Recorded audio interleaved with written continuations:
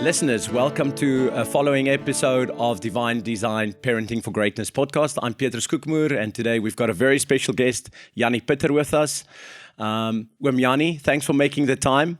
I know you're going to be most probably tough on me for calling you but I really feel I need to say Yanni. Dis maar Afrikaans ding, nee? Yeah, it's something that unfortunately many people lose, Petrus, and thank you for doing that. The foundation for any successful relationship lies in one thing, and that's what we call respect. And in Afrikaans, we have that opportunity to show respect, where in English, they don't. You can call somebody sir, but that's very formal. But Yes. that it just builds a connection between people if there's respect. If there's a lack of respect, not disrespect. If there's a lack of respect, I mean, to be honest, often there come children into my office and they don't know what to call me, and they call me nothing. And then I will say to them, the first thing that you've got to decide is what you're going to call me. You can call me Yanni, you can call me Oom, you can call me. I don't want to say the other word that I say, but you can call me anything, but just call me something, because not calling somebody something means that there's discomfort. So you can call me Yanni. In English is fine, Petrus, for today. Thank you for that. I appreciate it. Yanni, I called you up. I know about you. Your sister, Janetta. I've met you with Charles Basson. You've got a family. You can tell us a little bit more, but I remember my first exposure to you was actually with Charles, and you know, your son Victor plays really good tennis and was a really good junior in South Africa. And one of the things that I remember clearly, and I'm talking about years now, hopefully I shocked you a little bit, but I remember clearly that you guys had a routine of doing some physical work before school. And I called you up and, you know, you sound just, you know, like someone I want to spend 5 minutes with, you know, high on life, positive about most things. And, you know, one of the first things you told me was Proverbs 17, verse 22. Why don't you just elaborate on that a little bit? Yeah, Proverbs 17:22 says, a happy heart is good medicine, a cheerful mind works healing, but a broken spirit dries up the bones. So I always say to people, that's the best prescription for a healthy life, is to be happy, to be cheerful, and do not allow this world to break your spirit, because a broken spirit dries up the bones. And unfortunately, we live in an evil world where Satan rules. If you doubt that, you can go and read 1 John 5, verse 19. It's in the back of the Bible. It's a very short chapter, 1 John. There's written, we are all children of God, but the whole world is under the control of the evil one. And when you understand that, you're going to be faced with evil every day. You're going to be faced with reality every day. I mean, I always say to people, reality is under the control of the evil one. That's what the Word of God says. So every day of your life, you're going to face reality. The only way to be the master of reality is through your faith in Jesus Christ. Because when Jesus rose to heaven, he said that whoever believes in me can rule over the things of this world. And that's a very profound statement. Whoever believes in him can rule over the things of this world. But if you don't believe in him, you become the victim of the things of this world. And when you have a victim mentality, you feel sorry for yourself. And many Christian people find themselves there. They are being cheated. You live in a world where it's not fair. Coach promises you something and the coach doesn't do it. And suddenly you develop a victim mentality in your home because of the unrighteousness of this world. But if you understand it correctly, that's the way life is. And that's why I always say to children, do you want to have your parents make it easy to try to take away the challenges of this world? Or do you want to learn to master the challenges of this world? Because if your parents, especially young children, when parents try to buffer them and protect them against the realities of this world, they easily develop a victim mindset. That means my parents say it's unfair.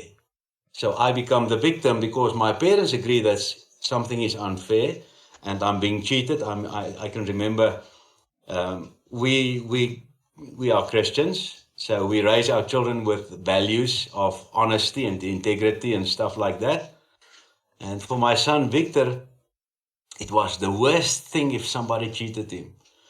I can remember his spirit became so upset and he was so almost thrown over when somebody cheats him, and that's what the people had to do, cheat him. And eventually it meant that I had to learn or teach him to recognize who he's playing against. It's not the person itself, but sometimes evil works through a person. So the devil comes through a person, and sometimes you've got to just recognize that the spirit that's against you is not that person. It's the devil that's trying to rob you from your joy. Because a broken spirit means my joy is gone. And if your joy is gone, you can't perform. So I'm going to say this with my tongue in my cheek. I had to teach my son how to cheat. Oh, Wamiani. Against the wrong people. and That's funny. I want to honestly say to you, it was against our grain, but when he actually understood what it meant, it changed his whole life. And since then, he said to me, Dad, somebody can cheat against me. I know that I can cheat if I need to.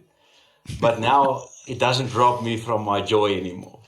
It's not upsetting so much. That's awesome. Yesterday, Genesis, or actually not yesterday, Genesis 1, verse 26, I think is what you mentioned, have dominion over the fishes, the birds, and if everyone can just find their authority in that would be amazing. But just yesterday, the good and the bad, the dear Lord works in mysterious ways. I was confronted. I was almost, I don't want to use the word convicted because my English can drop me, but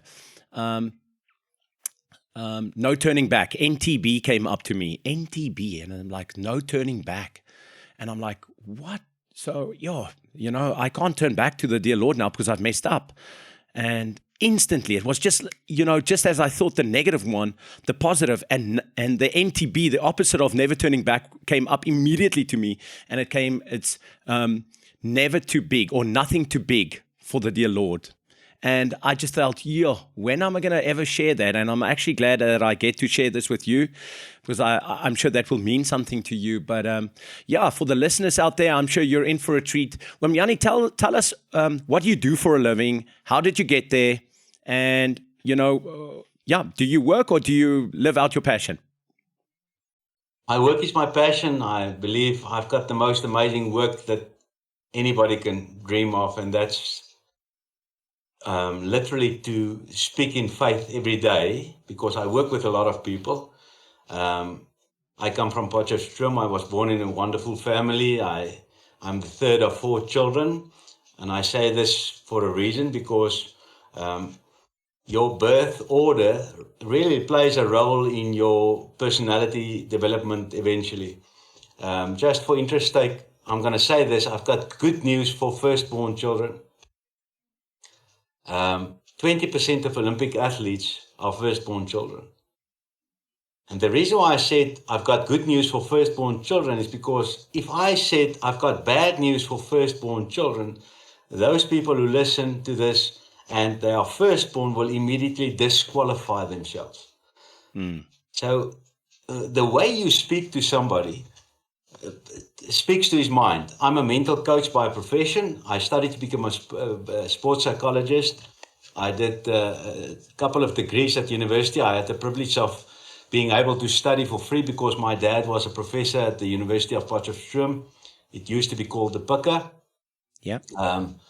So I grew up in the halls of the university, and that was my world. My dad was my hero. My dad was an incredible sports person. He was a top performer in gymnastics, tennis, wrestling, swimming. He could basically do everything. My uncle, his brother, was a Springbok rugby player, legend in his time. So I come from the sporting family, and we are 4 children. The reason why only 20% of firstborn children is Olympic athletes is because they're raised by parents who didn't know how to. Now, when you have your firstborn child, it's like learning to drive a car. You don't know how to drive the car, so you are very particular. You are overthinking everything. You look at everything. You hesitant. You perfect. You try to be perfect, and in your endeavor to be perfect, you are not flying with this thing. You are stuck with this thing, and that's why most parents, when they get their first child, they want to do it perfect, and they want to be perfect, and they want to raise the child perfect. So this child obviously learn to become a perfectionist. Now that means don't make mistakes. Yeah. Because my parents wants to do it so right. And most firstborn children have the tendency, not all of them. And yesterday I worked with a lady, she's not a firstborn, but she's a firstborn as well. When there's tension between dad and a mom, when a home is divided, I mean, we can speak a lot about this, but Satan's first target is dividing a marriage, because when a marriage stands in unity, there's power. In Deuteronomy 32, it's written, how is it that one person, one strong man, can defeat 1,000? That means one faithful man can defeat 1,000 devils, in my opinion. But 2 who stand together, that means it's just written, but 2 together can defeat 10,000. Why did God make Eve? He made Eve not as a partner, he made Eve as a helper. It's written in the Bible. He knew that Adam is going to need a helper, because to defeat the devil, God knows everything. He knew the devil is going to come. He knew about what's going to happen in paradise, and I mean, you said it, God put us in charge of the earth and the world, not the universe, just the earth. And we gave the authority of the earth to the devil because he succeeded in getting us to doubt. So it's written in the word that the devil is the prince of this world, and he got his authority through Adam and Eve, who gave it to them because God gave it to us. I'm not going to go into preaching today, but in any case, so when we are being perfectionistic, when a firstborn child is raised and you don't want to make mistakes, perfectionism comes into mind. And the word says this clearly: only God is perfect. So if you want to be perfect in what you do, you can be excellent, but perfect is impossible. Perfectionism is the killer of many people's dreams. Perfectionism is the reason why many people never celebrate. They are always discontent. Now, if I ask you this question, would you rather celebrate small victories, or would you rather be perfectionistic and always think that you can do better? That means definitely the small victories of your life. And if you say, no, shucks, I would like to celebrate more, I would like to enjoy my life, and then excellence is part of your demeanor, but perfectionism is not. And lots of firstborn children tend to be perfectionistic, and they take critique very personal. That means when dad and mom are disappointed in what you did, you go and sulk in your room for 2 or 3 days. When the second or thirdborn child is coming, and mom and dad scold them or have a quarrel with them, they don't take it personal at all. They say, oh, it's fine, sorry, damn, and they go on. And that's the reason, because they are raised with much more freedom, much less perfectionism. Don't be perfect, just make mistakes and go about. And usually the firstborn child is very negative towards the second or third born child because I always want to do the things right and you don't even care, but I'm the one that's being scolded. I'm the one and then you develop a victim mindset. So I just say this to parents who are getting their firstborn children, remember this, set your child free. As a matter of fact, the best thing that you can do to your child when you've got a firstborn is tell your child all the mishaps and all the failures that you did in your life so that the child can hear that my dad, my mom is not perfect. They messed up. So if you ask my history, I messed up. I do every day. Yeah. Another thing that's quite important for people to understand, Petrus, is there's a reason why children perform at primary school. And if you go and read the book, I know a lot of people have read this book of Malcolm Gladwell. It's a magnificent book. Do yourself a favor if you haven't read it, get it. It's called The Outliers. Now, in this book, outliers means people who perform exceptional in this world. Why do they do that? And one of the reasons that research has proven right is that the reason why children perform at primary school is because they are born in January, February, or March. I'm born 30 November, so next week is my birthday. What does that mean? In grade 1, this person is born in January, I'm born 30 November, so we pitch up at the athletics, or we pitch up at the tennis, or we pitch up. Who's going to win? Oh, the older kid. Absolutely. I mean, we are 7 years old, supposed to be 7 years old, but this guy is 7 years old. I'm 6 years and I'm still 9 months or 11 months before I'm 7 years old. The biggest one will usually win. And amazingly, about 80% of provincial athletes at primary school, those kids who make the provincial teams and stuff, they come from the January, February, March generation or born birthday. Yeah, category, yeah. Well, about 20% of the other athletes comes from different months because they are talented. But it's amazing. I mean, it's unfair in a big sense because the children who perform at primary school, they get better coaching, they are more in the limelight, and etc. But I want to say this to you with most of my work are with the kids who were performers at primary school. Because when you get to high school, grade 10, 11, the growth curve of children catch up with each other. So now it doesn't matter whether you're born in January or July. Now everybody's basically the same size. Now it's going to be determined by the one who's the fittest, the one who's more skilled. And then those kids who always won just because they pitched up suddenly develop a fear of failure. And the fear of failure is your biggest enemy. Because then that is so well said. You know, what's your view then on winning early? I don't want to use the negative word curse, but then losing doesn't actually equal to losing. Losing equals to learning opportunities. But because people put that winning at an early age, so high up, they're the unfinished product. Why would you judge the unfinished product? The kids 10, 11 years old, you don't even know if you're still going to play any sport by the age they're 16, 17, 18. And it's, such a long journey.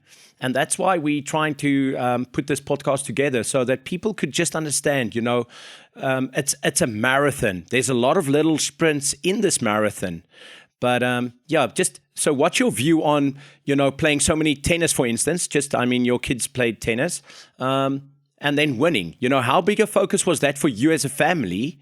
Or was it really, hey, go mess up, have fun, play big, be free? How did you approach that junior years?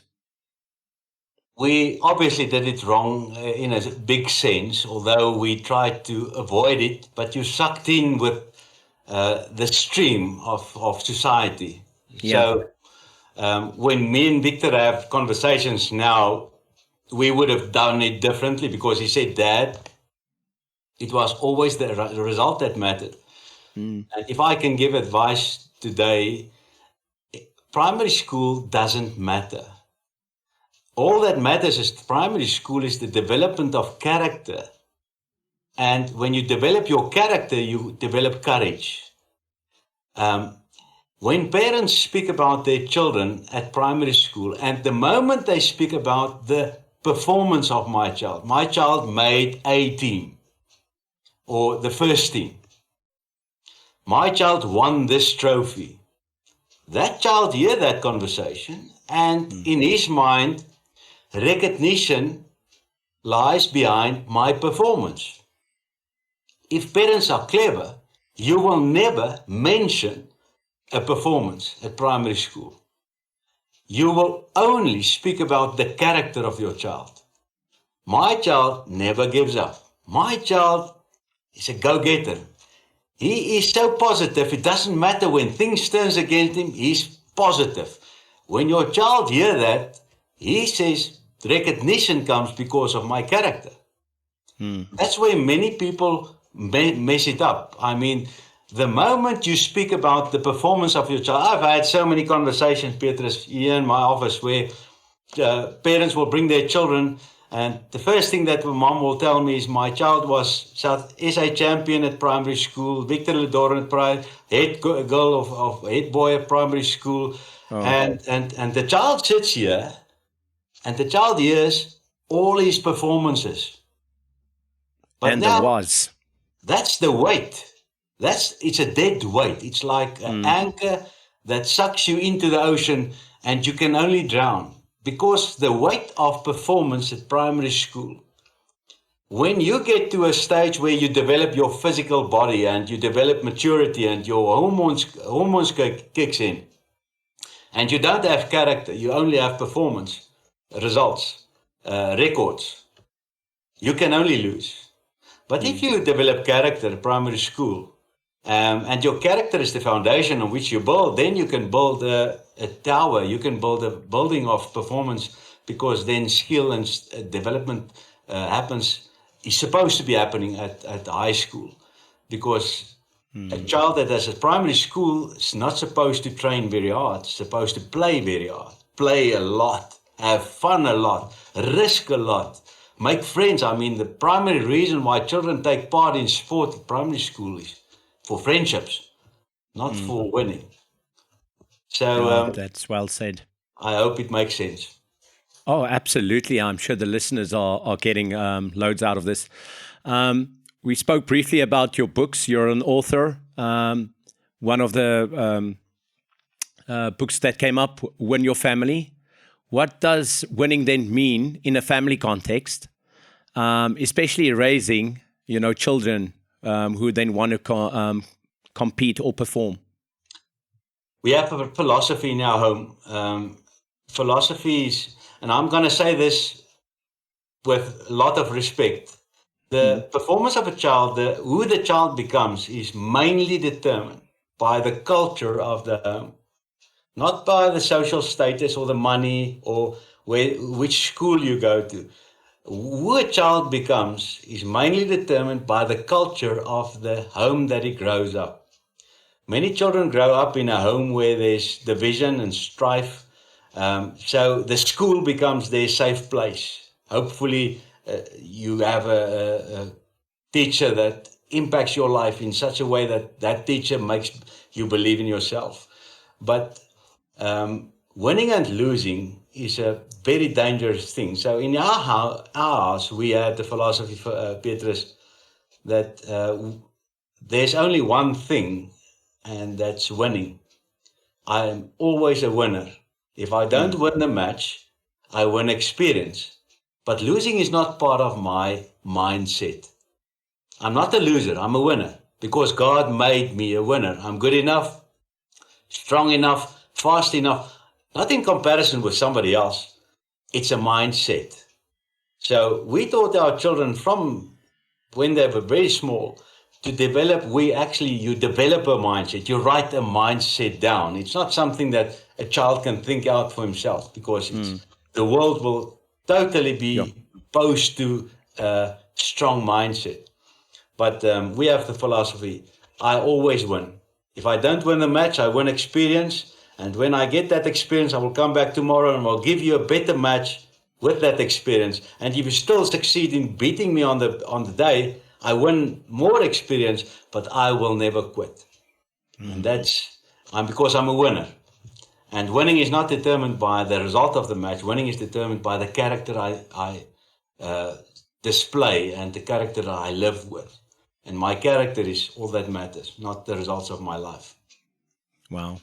When it comes down to character, I usually think that sport does not build character. It actually reveals it. And it reveals what's happening at home. So when people tell me they have their kids play to build character, you should tell me if I'm right or wrong. I would love to hear your view on that. But I do say that no, it reveals it first, then it builds it. So definitely building, but first it reveals it. Like a loving father at home. Someone that gives structure. You're gonna clearly see who's got that. Almost that safety net around them. Who's loved, who's listened to, who's respected as a kid. Then you can see, okay, now you've got a solid foundation to build on. What's your view on that? Revealing it and then building it. No, I agree with you totally, Petrus, and that's why I say a family determines the child that's going to come out of that family. Family starts with husband and wife. And I want to say this because many people think I should motivate my child, I should encourage my child, I should give my child opportunities. I must. That's the main frame. My whole life is about my child. That's the worst thing that you can do, because being a parent is not motivating your child to become a champion. Parenting is actually inspiration. You should inspire your child to do life as you do it. So many parents live their dreams, their lost dreams that they never could achieve at school through their children, and that leads to burnout. I mean, because the child is now responsible for the success of the parent, and the parent gives everything so that his lost dreams can be fulfilled through his child. So that child is under incredible pressure, and that's unfair. So my question is, what's your dream? If you're a parent listening, and I believe that parents are going to listen to this, if a child listens to this podcast, wow, that's going to be impressive, because that child will learn a lot as well. But mainly it's parents that's listening to this podcast. And if you're a parent, I'm going to ask you this question. What is your dream? What is your dream for your life? What do you pursue? What are you passionate about? How healthy are you? What disciplines do you have in your own life? What's your relationship with God? What do you do as husband and wife together? Instead of focusing all your effort on your children, you should remember this: monkey see, monkey do. Your child, in John 5, this is written. Jesus is speaking. He says, the son can only do what he see his father do. Oh, wow. So my children, Victor is now 24. He played tennis in America. He's a fitness fanatic. He loves training. He's incredibly well built. Not because I ever taught him to train. I showed him how I train. And he said, Dad, can I train with you? And I said, yeah, you can, but you're going to count for me. I'm not going to count for you. So you remember when we met earlier, you said there's routines. I mean, this morning, I'm now 59. I've got two brand new knees, 2.5 years old. This morning, I did my sprints, and I'm so proud of my sprints, because I call it sprints, although other people might call it, oh, that's just a rather intense jog. But I feel proud about what I do, because my life, I have disciplines in my life, non-negotiable. My life is not about my kids. My kids should watch me and they should say, I want to live like you'd live, Dad. I want to love God like you love him, Dad. I want to be with my wife like you are with Mom, Dad. I want to take part. I mean, I'm very competitive, but I always bring out the best in other people. So when I compete against you, I really hope that you succeed in what you plan. Because if you beat me, then you feel very good. But if you're not good enough, I'm gonna still beat you. I'm gonna give you, and I, I love competition, but it's never a negative thing for me. And I honestly say my kids are, they enjoy me because I make fun all the time. We make jokes all the time. In our house, we have jokes all the time. At a certain stage, Victor didn't understand the jokes and he took it personal, and he's a firstborn. And I told him, and I said to him, get over yourself. You're not going to be perfect. You might as well have fun. And today, we have an incredible relationship. I mean, I say to people, in the 6 years that he's been in America, we haven't phoned him one day.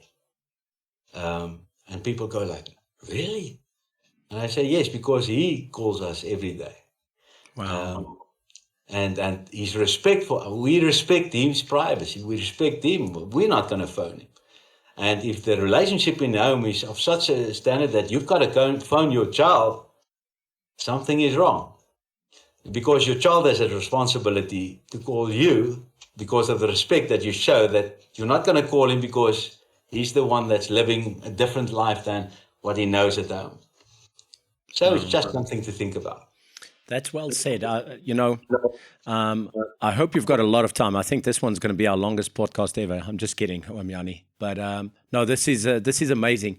I love what you said, being inspired. I think to be motivated is such short term. I think you need to find inspiration. If there's no inspiration, you will never find motivation. I always tease. I tell the tennis kids, you can go to YouTube and find a 5-minute motivation clip that says, this is your time, this is your moment, you've been made for this, blah, blah, blah. Tonight at 5 p.m., you don't even remember one thing. And, if you can make a connection, find inspiration. And I usually tell them, and I like the way you said it, it's really refreshing for me, is that inspiration is usually your parents. Most parents get up, I owe, off to work, I need to go. Someone needs to pay the bills and pay the future. And that should be a big enough inspiration for a kid to say, well, I don't have to look at a rock star. I don't need to look at a tennis champion. My inspiration's my mom and my dad. And for you, the listener out there, I really want to challenge you, because without you noticing, that's the biggest inspiration your kids got, and make sure that they look up to something that they're proud of. And you mentioned a lot of things over here, Wamyani, that I feel like, ek het nou sommer pak gekry, I got a hiding over here. But no, I appreciate your honesty. In your experience, what are the biggest challenges parents are facing? Let's say after we now know you talked about a primary school kid, but just in general, what are the challenges parents are facing in today's world? Because boy, oh boy, let's be honest, the pressure's up. Yes, the pressure is up. Petrus, there's a stream of pressure. And that's why I said we messed up quite often with our own kids. And I messed up my own life because of the world influences and stuff like that. So the biggest challenge is to live a life where you are not sucked into worldly fame, worldly. We are living in a world. You can't distract. You can't take your child out of it. So we're in it, but we're not from it. Yeah. Yeah, I would say to develop a mental toughness, and I'm busy with a new book at this moment, and I'm so excited about it because I haven't got the title 100% in my mind, but it's raising mentally tough children. So how do you raise mentally tough children? That means when you face adversity, when you face defeat, never to take it personal. And I honestly think that the unfairness of this world, that if your child goes to school, it's going to be unfair. He's going to not be selected for a team. There's going to be bullying coming to your child. And never to speak to your child in a way that the child thinks he's a victim of this world. But to always speak to your child and say, but listen, this is what life is. What's the best thing we're going to do about this? So instead of saying, I'll go and speak to the teacher, or I'll go and speak to the coach, and I'm going to convince him to change his mind, say, listen, I'm so excited that this is happening to you right now, because this is going to happen to you many times in life. What's the best action you can take? And then become tough. And if the system doesn't have place for you, you're free from the system, because then it's just not your place. And I'm going to say this. Victor's dream was to play professional tennis. And he got a scholarship in America, and he went to play college tennis. And the first year he was a freshman. He was not acknowledged even by the coach. The coach doesn't speak to freshmen. And he was challenged with those things. And we could come from this side and say, son, whoa, we didn't know that's that bad. But I said to him, Vic, you got to master this. Learn to develop a relationship with the coach. Learn to develop leadership. Learn to develop influence with other people. This is life, my son. And things changed dramatically in his life. And he had 6 incredible years of the joyous tennis that he could ever. I mean, in South Africa, it was not joyous. I spoke to you before this podcast, before our conversation. I said to you, in South Africa, I'm so sad because tennis is not fun here. Tennis is tense. Yeah. Tennis is competition between parents. Tennis is Coaches cheating. Yeah. Tennis is a tough thing here, which is great, but we should actually have celebrations, not defeats all the time. Celebrations means it doesn't matter the result of the game. It was incredibly great to play that match, and we brought out the best in each other. And that's why college tennis is a team sport there, and being part of a team is amazing. And I want to say this, tennis might be seen as an individual sport, but it's not. Tennis is a team sport. If you listen to all the greatest tennis players of all times, they stand with the trophy in their hand, and then they say, I would not be able to have this without my team. There's my team. And to develop a team and to be part of a team is incredibly important. And that's why parents need to stand in agreement with the coach. The coach is not going to be perfect, but you've got to support and back the coach, because your child is going to question the coach from time to time. Yes, if you have a bad coach, there's a season for a certain thing, and you've got to have wisdom and move on. But that's all things that's not predictable. It's in the moment. It's part of the journey. Yeah. So I believe one of the biggest challenges for parenting is, number one, not to make your child's life your dream and your focus, but to still live your dreams and inspire your child instead of trying to motivate your child. And then not to be sucked into the system and become a victim of it, or become a slave of it, but to be free in your mind and to live with faith and to have fun. Have much more fun. Have humor in your home. Have joy in your home. That's why I said the best prescription for a healthy life is Proverbs 17:22. Happy heart is good medicine. A cheerful mind works healing. We live in an evil world, so we need healing and we need some medicine. Yeah, absolutely.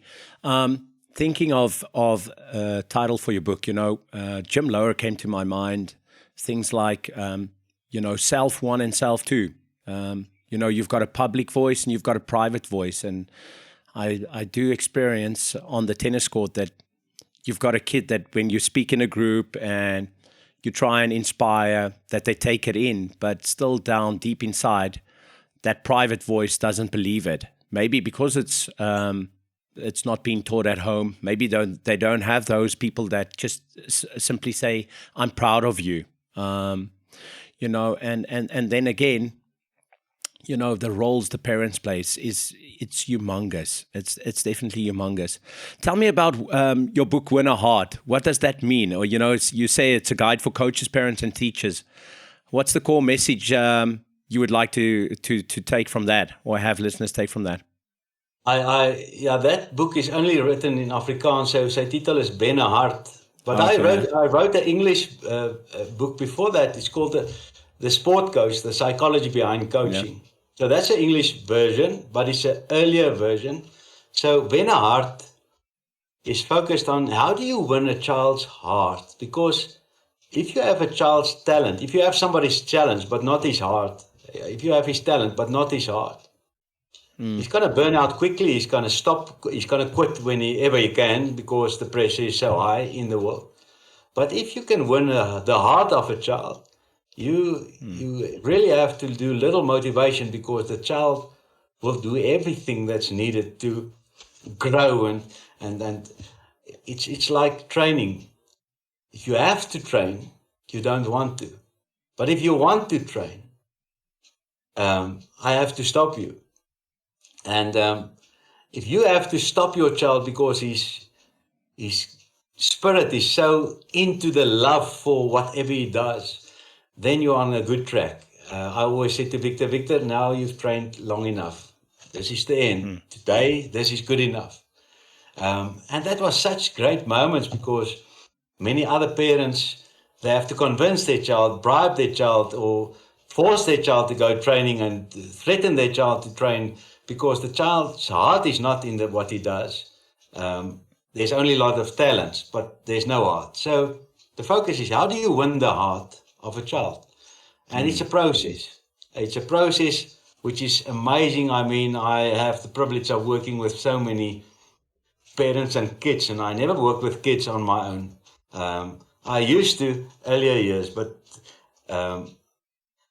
you are, as a parent, you are the most important team member of your kid's life. So if you don't learn the language that I speak with your child, how can you duplicate it when you go home? So I always say to parents, when you want me to work with your child, you sit in, because you've got to go and extend that and speak the same language that we speak in terms of agreement going forward, finding a dream or living a dream. Wow. So then it's true. A kid doesn't really care what you know. They care how much you feel, right? Absolutely. I mean, life is all about the relationships that we stand in.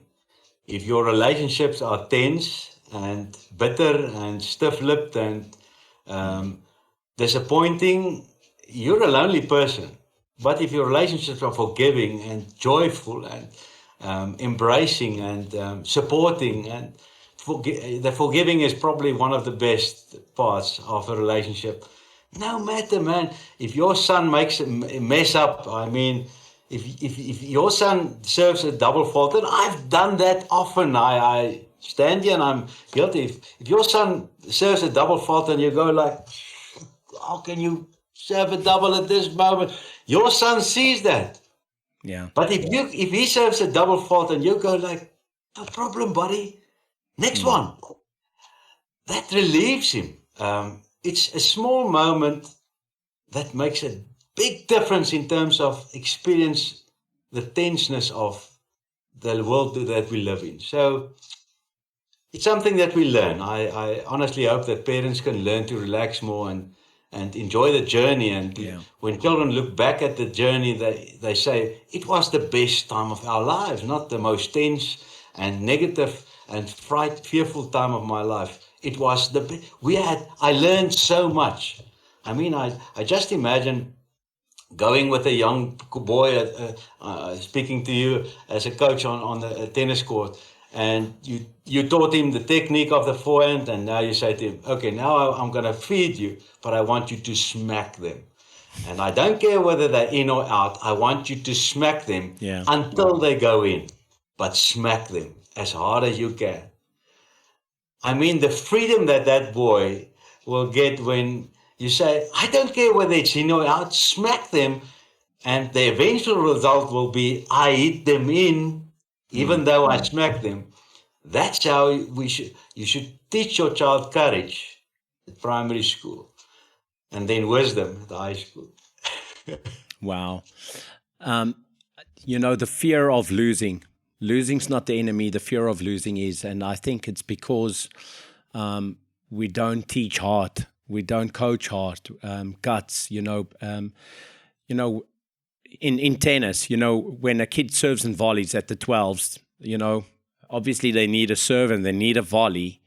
But if the kid serves and volleys and they miss the volley or the overhead, you should clap. You should go ballistic because this kid's doing something else no one's willing to do. So, that's for the listeners out there. It doesn't matter the sporting code. At a young age, we usually tease. We've got 3 rules in the program. 1, do the opposite of what you want to do. Rule 2, do it the first time. And then rule 3, dare to be different.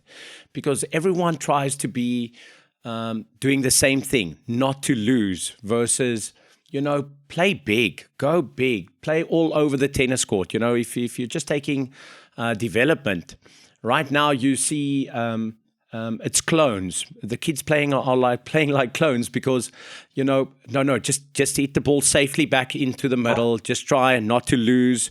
And then the parents, I can't talk for other sporting codes, but then you hear parents say, "You see, rallies was so long."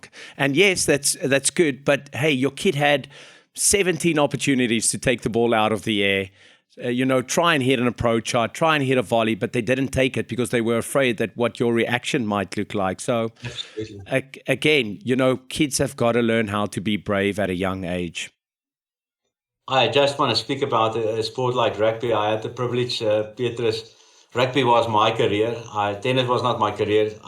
My parents were both the professional tennis coaches, but rugby was my choice career, and I had the privilege of playing rugby on a provincial level. I played for the old Western Transvaal, but eventually I had the privilege of working as the mental coach of the Blue Bulls rugby team from 26 till 2010. It's 5 years, and we were a formidable team. Wow. And then in 2015, Johan Ackerman phoned me, and the Lions was in a bad spot at that stage. And I was privileged to work with the Lions for 5 years as well. And miracles happen. Really, miracles happen. But miracles happen because we change our minds. We think differently. Because as you think, you are. And that's what you say. If you think I shouldn't make a mistake, fear is immediately part of you. But if you think, what if it works? What if I can make this point? And unfortunately, especially in the world of rugby, coaches at primary school and high school especially have so much power that they threaten all the players not to make mistakes. Because the moment you make a mistake, I'm going to get another player to come in. So children learn to play it safe. I'm going to use this example because it's so profound. If you have a rugby ball in the hand and you run and you see the gap, what's a gap? A gap is an opening, and it's only there for a split second. That means you're not 100% sure, but you see opportunity. If you're afraid that you might fail, you hold the ball in your hands, you don't take the gap, and you pass the ball. You don't make a mistake. Nobody knows that you saw the gap, only you. What are you worth to the team? And the answer is, you're worth nothing to the team. Because you didn't make a mistake because of fear. But imagine you see the gap, and your parents told you and your coach told you, if you see the gap, immediately take it. If you fail going through it, no problem. Because you're going to learn to know when to take that gap more in the future, when it's the right time. But if you pass the ball, not make a mistake, you never grow. Your mind becomes a midget in your own life because only you know that you saw the gap, but you didn't take it. Nobody else can tell you, you should have taken that gap, or you should have seen it. You know it in yourself. But if I'm afraid that people are going to be disappointed in me when I have the guts to take the gap, I won't take it. And that's where parents come in. You've got to back your child, and that's where coaches comes in. You've got to back the children at primary school. Yes, I know there's children who, when you speak, they don't even listen to you. and discipline needs to be part of that. That's because of the house that they come out of.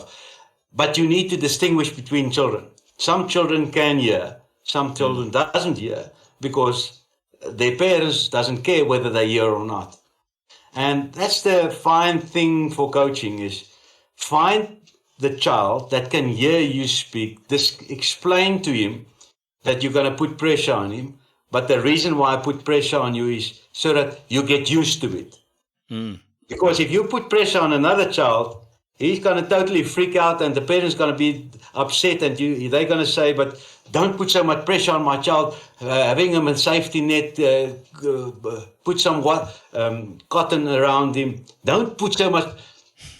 I'm going to be honest. Certain children are early ready. Some children are never early ready to be pressured.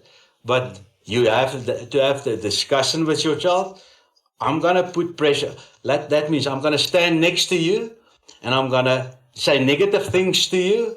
And I want to see how long is it going to take before you don't care about what I say. So that's the way, I put pressure on you, and I say, now it's the point, you got to do it. And in the beginning, the child is going to be so involved, and he's want to go to perform it until he realizes, but hey, perfection is impossible. This is just practicing to deal with this pressure, and then the pressure becomes nothing. And that's the sign of a master. A master is somebody who interprets the pressure of the moment totally different than the guy who's not the master. Because under pressure makes the difference. And we've got to learn that. But certain children are not ready to be pressurized. They need to be covered. And that comes from them, because the parents always stand in. But it's a process. It's not, there's no rule, there's no book that can be written, this is the way your child should. You should learn the child, work with the child, and that's why I say certain children can hear you, other children can't hear you. Distinguish between them and understand what you've got to say to them and how you can develop them. Oh, well said. Mistakes are not required. It's a biological requirement. You need mistakes. Your brain needs it, because that's where the connection lies of actually growth. And, having a growth mindset versus a fixed mindset of win at all cost versus mistake correction. There's some gold in that. Jannie, how do people reach you? Do you work with teams mainly only? Let's say a tennis player wants to work with you, pick your brain, be pumped, and how can people reach you? I make appointments only through, some people get my WhatsApp, and I say to people, I appreciate your WhatsApp, and it's awesome because we speak and we meet, and I see your profile pic and whatever, but by the end of the day, I don't go through all my WhatsApp messages, and sometimes you miss somebody that you needed to answer because I listen to the voice on car. So the best way for me to work or to be contacted is via my email. And my email address is very easy. It's jannie@jannieputter.co.za, and the putter is like a putter. And yes, I do love golf. Me and my wife play golf, and I do putt very well. Is it Jannie 3-putt or Jannie 2-putt? Jannie 1-putt. Yeah, very good. You passed it. Yes, so it's jannie@jannieputter.co.za, and if you want to reach me, you're more than welcome to send me an email. And I do a lot of sessions via Teams, because not all people are staying in this area. I'm staying in Centurion, Pretoria, but team sessions are very easy nowadays. I mean, look at Petrus is sitting in the nice George area, and I'm sitting in Centurion. I'm sitting in a nice place. I've got a beautiful place where I stay. But the area where you stay, I was there last week in Wilderness, and it is absolutely stunning. Oh, it's a stunning area. It's available to us. All technology has developed, and then we can connect wherever you stay. We'll definitely add Jannie's bio in the link below, or add some links below. So do find it in the comment section. But Jannie, on a final note, I mean, I know for one, I would want to carry on this for a long, long time. It's just so refreshing to hearing someone that thinks the way you do. What is it that you would want parents to take away from this conversation? And maybe just a 60-second tip, final tip from Jannie Pieter. Your success as parent is not determined by the results or the performances of your child at school or in life. Your success as parent is determined by the example that you set for your child, teaching him how to be part of a team, because as a home, as a family, he's part of a team and that he's got a role to play. And unfortunately, many children grow up in a home where they've got no role to play. The parents does everything. So the child doesn't understand what it is to be part of a team. Nobody ever makes it on their own. You can only make it as part of a team. Teach your children how it is in your home. And when they leave your home, they're going to develop their own team, their own family. And if you're lucky, they will come back to you. And the best thing that any parent can ever wish for is when your child say, Dad, Mom, I want to live life like you do. And that's the biggest compliment. So instead of motivating your children, inspire your children by your example and live an amazing life. Give your child the opportunity, but show him. Wow, I just think you also gave the episode a name. I think it's going to be simply Don't Be Motivated, Be Inspired. Wamyani, from my side, just the world's biggest thank you. I did mention earlier on, the book Tuesdays with Maury. That's a great read.